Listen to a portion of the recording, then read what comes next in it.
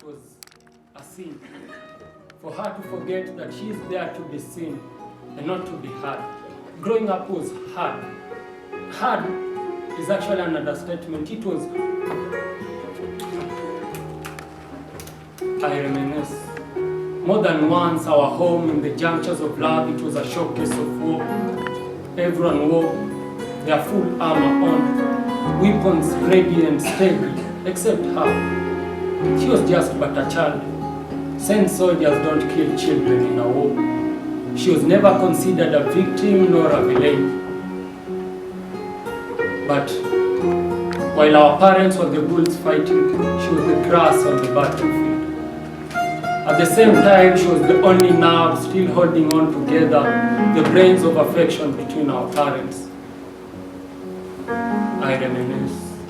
More than once, more than twice, more than the number of denial Peter gave to Jesus, my mother, just moments after calling her lovely daughter by a kiss on the cheek, beating her severely, we wondered, wasn't Jesus beating enough for our salvation?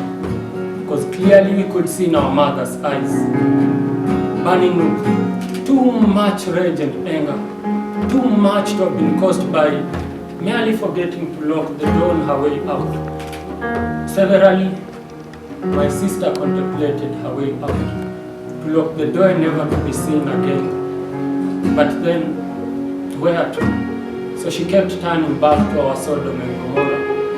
And with each turn, she became salty. She became so bitter with life. My mother, our father's punching back. And her, our mother's punching back. The circle doesn't continue. It stops with her. Once she tried to intervene when our father was relieving his stress on his punching back. To date, my sister's body has scars to show for it. She is a library of our parents' frustrations and rage. She has seen, smelled, and fed on its delicacies. But when the books are in bad quality, it's definitely the publishers, not the libraries, that are summoned. When they decided to separate, her opinion was trivial. She remained mute.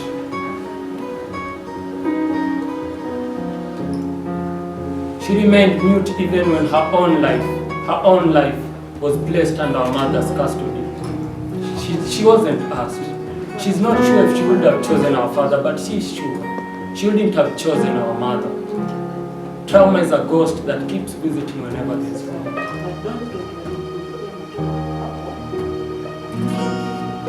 They say, yes, they were our parents, but first they were couples, and like the lips of the angel of death, their parting caused great harm. They were so much in pain that they had to go through therapy session.